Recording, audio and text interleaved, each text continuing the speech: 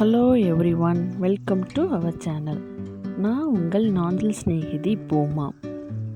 இன்றைக்கி நம்ம சேனலில் நம்ம உணவு பிரியர்களுக்காக நான்வெஜ் சுவையில் ஒரு வெஜ் ரெசிபி பார்க்க போகிறோம். அதை பார்க்குறதுக்கு முன்னாடி நீங்கள் ஃபஸ்ட் டைம் நம்ம சேனல் பார்க்குறதா இருந்தால் மறக்காமல் சப்ஸ்கிரைப் பண்ணுங்கள், பக்கத்தில் பெல் பட்டன் ப்ரெஸ் பண்ணுங்கள். அப்போ தான் புதுசாக ஏதாவது வீடியோ போட்டால் நோட்டிஃபிகேஷன்ஸ் வரும். இன்றைக்கி நம்ம பார்க்க போகிற ரெசிபி பலாக்காய் சம்மந்தப்பட்டது. அதாவது நாஞ்சில் நாட்டில் இதை சக்கான்னு சொல்லுவாங்க. இந்த பலாக்காயை உணவாக சமைத்து பால் கொடுக்கக்கூடிய தாய்மார்களுக்கு கொடுத்தா நல்லாவே பால் சுரக்கும். அதே மாதிரி நம்ம உடம்பில் உள்ள சூட்டை தணிக்கும்.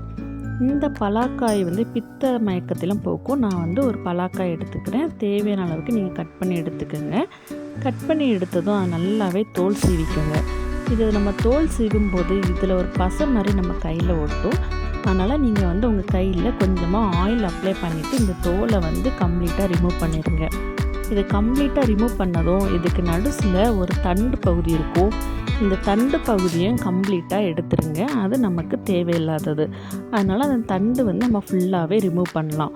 இனி இந்த தண்டை ரிமூவ் பண்ணதும் பாருங்கள் எப்படி இருக்குன்னு. இதுக்கப்புறம் நம்ம உங்களுக்கு தேவையான அளவுக்கு சின்ன சின்ன துண்டாக கட் பண்ணிக்கோங்க. உங்களுக்கு எந்த அளவில் வேணுமோ அதுக்கு தகுந்த மாதிரி நீங்கள் கட் பண்ணிக்கோங்க. நான் சின்ன சின்ன துண்டாக கொஞ்சமாக கட் பண்ணியிருக்கேன். இனி இதை ஒரு பவுலில் தண்ணி எடுத்து அதை நல்லா வாஷ் பண்ணி வேறொரு பிளேட்டுக்கு மாற்றுங்க. இதை தண்ணியில் வாஷ் பண்ணுறப்போ லைட்டாக அந்த பசை மாதிரி இருக்கும். அடுத்து நம்ம இன்னொரு பிளேட்டில் ஒரு ஸ்பூன் இஞ்சி பூண்டு பேஸ்ட் சேர்த்துக்கலாம்.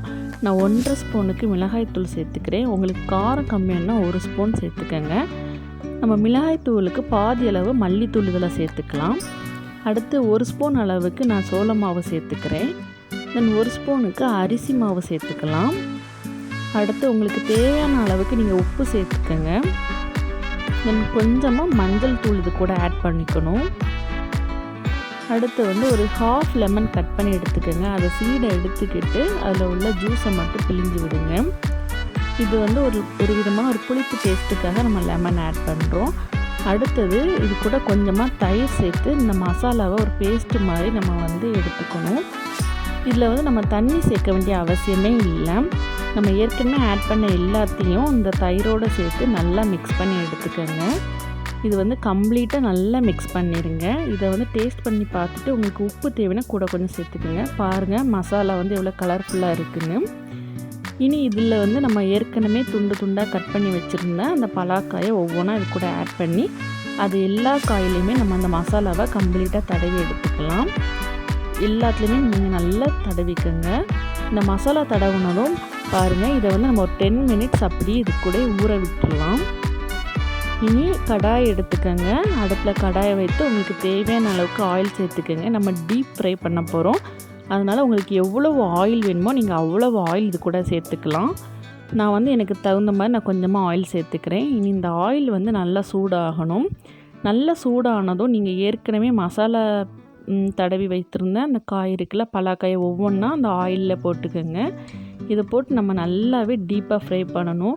சேர்த்து போடாதீங்க, ஒவ்வொன்றா போடுங்க. சேர்த்து போட்டால் அது நல்லா ஒட்டிக்கும். அதனால் நம்ம ஒவ்வொன்றா போடலாம். சோள மாவு போட்டிருக்கனால சேர்த்து போட்டால் அது ஒரு மாதிரி இருக்கும். அதனால் தனித்தனியாக போட்டுக்கோங்க. இன்னொன்று இதில் நம்ம சோள மாவை ஆட் பண்ணும்போது அது ஒரு கிறிஸ்பினஸ்ஸு கொடுக்கும். அதனால தான். இனி இதை ஒரு சைடு நல்லா வெந்ததும் நம்ம அடுத்த சைடு மாற்றி போட்டுக்கலாம். இதை நல்லா செவக்கிற அளவுக்கு நீங்கள் ஃப்ரை பண்ணி எடுத்துக்கோங்க. இனி இது நல்லா ஃப்ரை பண்ணதும் இதை வேறொரு பவுலுக்கு மாற்றிக்கலாம்.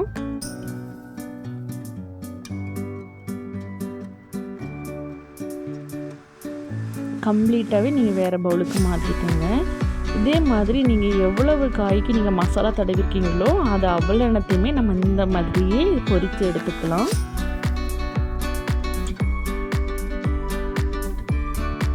நம்ம எல்லா காயும் பொரித்து எடுத்ததும் அதை கம்ப்ளீட்டாக வேறு பாத்திரத்துக்கு மாற்றிக்கலாம். பாருங்கள், பார்க்கவே எவ்வளோ கலர்ஃபுல்லாக இருக்குது. சிக்கன் 65 மாதிரி இருக்குல்ல பார்க்கறதுக்கு. இது உங்களுக்கு பிடிச்சிருந்துன்னா, அந்த ரெசிபி பிடிச்சிருந்தா மறக்காமல் நம்ம சேனலை லைக் பண்ணுங்கள், சப்ஸ்கிரைப் பண்ணுங்கள், பெல் பட்டன் ப்ரெஸ் பண்ணுங்கள், உங்கள் ஃப்ரெண்ட்ஸோட ஷேர் பண்ணுங்கள்.